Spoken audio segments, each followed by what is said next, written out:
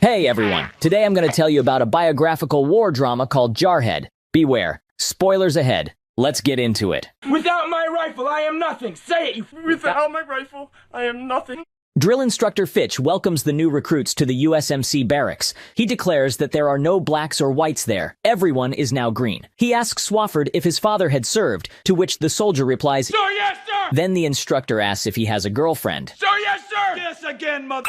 Jody's banging her right now. Swofford realizes that joining the Marine Corps was a bad decision. What the are you even doing here? Sir, I got lost on the way to college, sir! The recruits are then sent to the Marine Corps base camp, Pendleton. The senior officer assigns Swofford to the 2nd platoon so that he can improve their performance. It's full of retards and f***ups. Maybe you can elevate the sons of just a little. The platoon welcomes the newcomers by attacking him with a red-hot branding iron. He loses consciousness. When he wakes up, he discovers that there is no brand on his leg. Troy says they scared him by switching out the brand. You want a brand? You gotta earn it. He still regrets his decision to enlist in the U.S. Army, so he fakes poisoning by taking laxatives. He remembers his life. His father was always hard with his son and wasn't really involved in raising his son. His sister suffered from mental problems and his mother was extremely depressed. The only bright thing in his entire life was Christina, his girlfriend. She promised Swofford to wait for him at all cost. I'll write you every day. But his reflections are interrupted by Staff Sergeant Sykes of the Marine Corps, who offers him the opportunity to join a regiment of scout snipers. I heard it took 6 guys to pull a little branding trick on you. And your file says that you ain't f***ing dumb either, so you better get unsick most motherfucking Ricky Tick, because there's a chance that you could be a scout sniper. Swofford is not too happy about this opportunity and tries to wriggle out. So Sykes goes to trick. He asks if Swofford can play any musical instrument, to which the latter says yes. And Sykes suggests visiting the bugle tryout tomorrow. Swofford arrives at the appointed time. Private Swofford reporting for bugle tryout. But it turns out to be a sniper class, and the guy makes a fool of himself. Private Swofford here is going to play reveille for us. Oh, I have a bugle. You better play it with your mouth. What? I said play it with your goddamn mouth. After the public humiliation, Swofford proudly declares that he wants to stay. You still here? Yes, Sergeant. Yes, what? Yes, I am still here, Staff Sergeant. The training begins, and a few days later, Swofford finds his calling there. He begins to dream about seeing splatters of blood caused by his shots. One day, he witnesses a tragedy. One of the recruits loses his nerve during the exercises, where the platoon has to crawl under barbed wire during the machine gun fire. The recruit panics, stands up, and gets a bullet in his head. I told you to keep your f***ing head down. If you listen to me, you will still be f***ing alive right now. Stupid.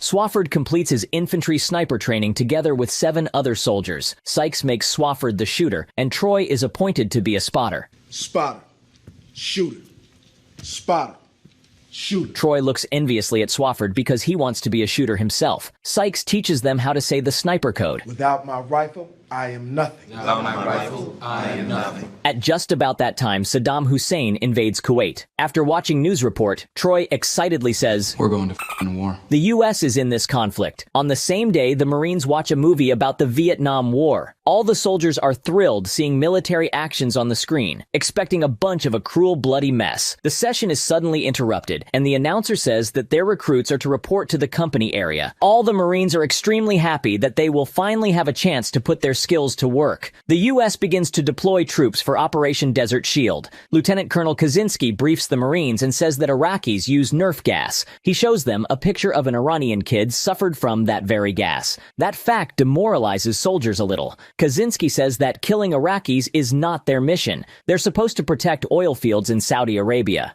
And gentlemen, I'm talking a lot of oil. On the way to their camp, Kruger demonstrates his ability to think critically. He's clearly one of the smartest soldiers among them. They got their fat hands in our bowl. The motherfuckers drink it like it's beer. That's why we're here to protect their profit. He's full of shit. Who do you think gave Saddam all his weapons? We did. Politics. The 2nd platoon settles in its new camp. While unpacking, Swofford looks at his girlfriend's picture. Oh, she's hot. Yours? Yes. You better shoot yourself in the foot and get a ticket home, because Jody's are gonna be all over her! Come on, I drink a gallon of her pee just to see where it came from. Cortez calms them down by showing them a picture of his pregnant wife. Oh, no! Please don't love me! Sykes storms the tent and orders the fighters to put on chemical protective gear for a run. 55 seconds. You're all dead. And since you're all dead, I guess you wouldn't mind taking a little run in these suits. Their everyday routine has begun. They gather for formation 6 times a day. The soldier hydrate, patrol the empty desert, and then dehydrate when ordered. They throw hand grenades into nowhere, navigate imaginary minefields, fire at nothing, and hydrate some more. After this useless routine, they keep watch at night. The price of crude oil has nearly doubled, and President Bush sends in more troops, and the number of troops increases to hundreds of thousands of soldiers. It has been 62 days since the arrival of the 2nd platoon. Out of boredom, they try to entertain themselves by arranging scorpion fights for money. Swofford tells us the main rules of avoiding boredom. Suggested techniques for the Marine to use in the avoidance of boredom and loneliness. Masturbation. Rereading of letters from unfaithful wives and girlfriends. Cleaning your rifle. Further masturbation. A wall of shame is installed in the camp, where the soldiers put photos of the girlfriends and wives who failed to wait for them to come back from service. Swofford begins to worry about his girlfriend. Is she up there yet? What? Don't worry, she will be. She'll be right there. She's gonna look beautiful up there. One day, journalists come to their camp. Sykes gives instructions on what to say and what not to say. You telling us what we can and can't say to the press. That's un-American. Yeah, what about freedom of speech, the Constitution? No, you signed the contract. You don't have any rights. Journalists are interviewing the soldiers. Answering the question about who's waiting for him at home, Swofford mentions his girlfriend, Christina. She's the only person he cares about. Sykes tells the reporters how comfortable NBC suits are. To prove this, he makes the soldiers put them on and play a football game. It's 112 degrees. Then I guess you won't be needing your parkers, will you? The soldiers start playing despite the infernal heat. Exhausted by Sykes' demonstration, the Marines riot by stripping off all their clothes, demonstratively swearing with all their might. Sykes quickly leads the reporters away. Let's go check out the artillery and everything. That night, Sykes forces the soldiers to build the pyramid out of sandbags and laugh to punish them for their behavior. I don't hear you laughing now.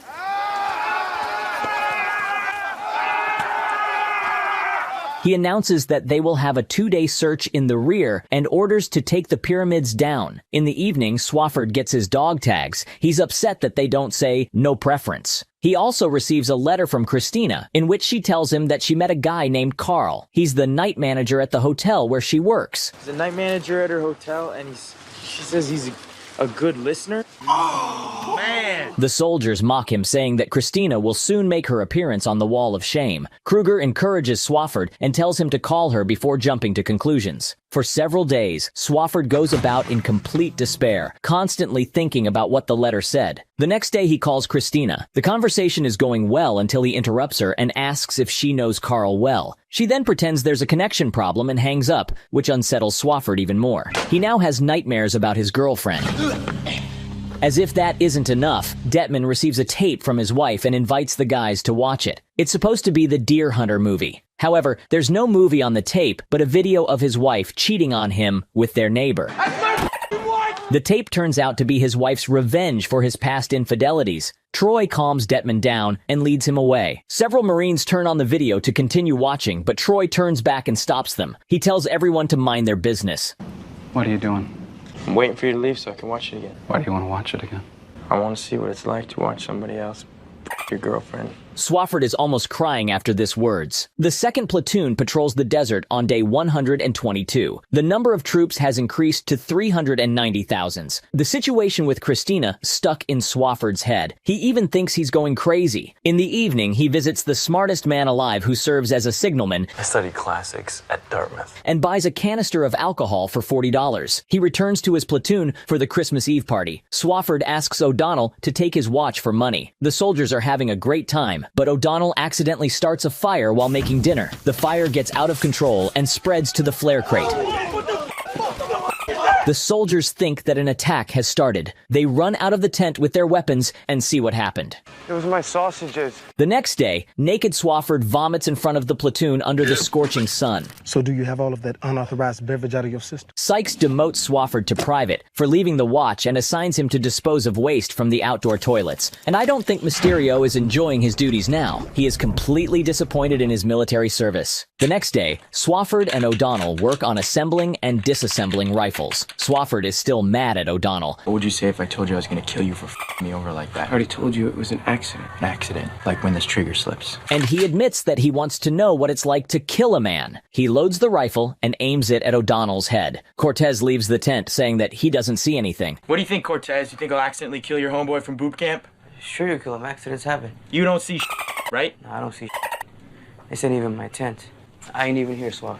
Swofford yells at him, making him recite the sniper code. Without my rifle, I am nothing. Say it, you... Without my rifle, I am nothing. Then he goes insane and orders O'Donnell to shoot him. Tell me, you f***ing pussy! Realizing what he has done, he begins to cry. While on patrol in the desert, Troy reprimands Swofford for what happened between him and O'Donnell and makes him apologize. Swofford begins to apologize, but is interrupted by the sudden sound of gunshots. When barely distinguishable silhouettes appear on the horizon, the Marines form a line. Swofford greets people in Arabic and approaches them for negotiations. The negotiations seem to be tense. Hey, don't f***ing touch the rifle! Having told him that someone shot their camels, they leave. On their way back, the platoon cheerfully discusses what happened, and the soldiers are surprised that Swofford speaks Arabic. It turns out that Fowler is who killed the camels, and he's really proud of it. He did it just for fun, being tired of boring routine. All the guys look at him with judgment. Everyone understands that it was because of him that they were just about to kill 9 civilians for no reason. Fowler notices a civilian girl sitting in a passing-by car and starts to show her his intelligence. Hey, teach me some of that Arabic. What's, come suck my d***?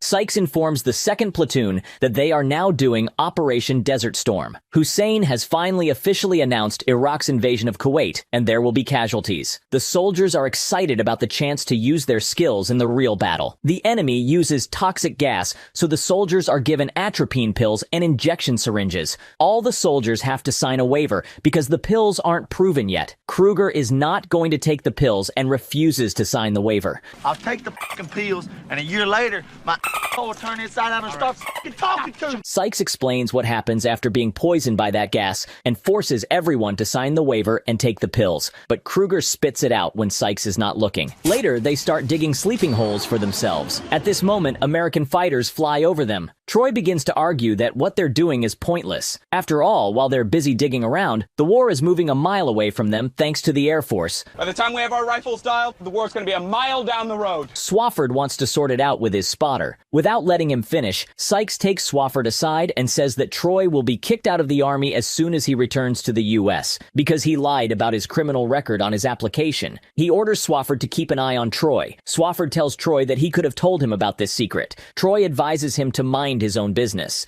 In the evening, soldiers receive mail. Christina sends back the t-shirt, which Swofford left for her. She sent it back, man. Sent it back like you send back a ring. She also attaches a note saying, "I'll always love you, Christina." Swofford is upset by this package, but he focuses on Troy because he needs support more than anyone else there. All the soldier in the tent starts to cheer him up. They grab Troy and brand him with the Marine sign.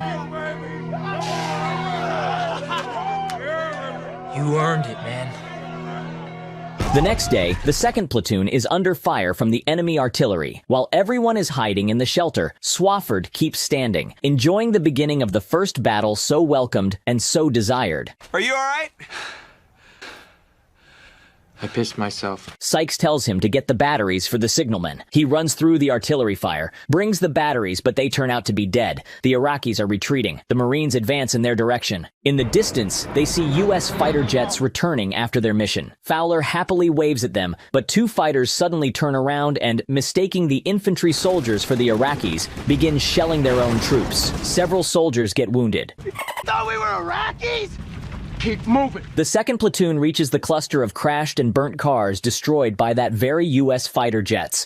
They walk among blasted and burnt vehicles with smoking corpses scattered about and realize that there are a lot of civilians among them. They were trying to get away. One of the soldiers finds corpse of a little girl. It is here that they arrange a halt. Swofford leaves his platoon, approaches the charred corpses, and realizes the true meaning of what is happening. He vomits at what he sees. He is deeply shocked. The Iraqis set the oil wells on fire, causing an oil rain. Sykes gives an order to dig in, but a change in wind soon causes them to relocate. Digging their sleeping holes, soldiers spot Fowler, who's digging something in the distance. Fowler, what are you digging over there?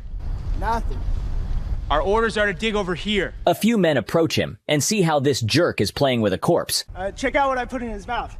Troy and Swofford take the corpse away. Sykes strikes up a frank conversation with Swofford. He informs the soldier that he'll make Fowler to clean toilets when they return to the U.S. Seeing that Swofford is depressed, he shares that his brother has a drywall business. He offered Sykes a partnership in his business with a decent income. Sykes could choose to live a happy life, spending every night with his wife. Take my kids to school every morning. But he loves his job and wouldn't trade it for anything. I mean, who else gets a chance to see shit like this? The next morning, Sykes says Troy and Swofford that Colonel Kaczynski asked for the two best snipers, and Sykes recommended him Troy and Swofford. The guys immediately perk up. Thank you, Staff Sergeant. What?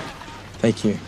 Don't thank me, just don't f***ing die. They are given the task of eliminating two high-ranked Iraqi officers in the control tower nearby. He reminds them to ask for confirmation before firing the shot. The two of them set on their mission. Swofford and Troy are hiding in an abandoned building with an excellent view of the control tower. They wait a long time for the targets to appear. In the evening, the two officers finally turn up. The weapon is set. Troy calls the headquarters and requests permission to take the shot. Having received the go-ahead, he starts the countdown. However, when Swofford is ready to pull the trigger, Major Lincoln storms in and interrupts them, saying there will now be an airstrike. You have permission to take the shot.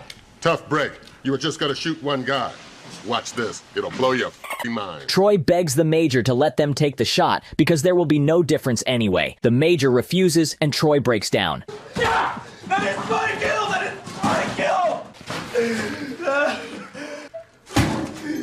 You stay, boys. It's weird, motherfuckers. They see how the Air Force doing their job again. Later in the evening, Swofford and Troy discuss their plans to return to civilian life. Troy says he'll be a drug dealer. Checking the time, they realize that the pickup didn't come for them and that something went wrong. The two friends go to camp on foot. Suddenly, they hear a noise from a distance. Hoping that it is the Iraqis, they are preparing to fire. Climbing a hill, they see that it is the U.S. military celebrating their victory around the fire. Having a little party, you're a little overdressed. Everyone is happy that the war is over, but Swofford says in frustration he never shot his rifle. You do it now.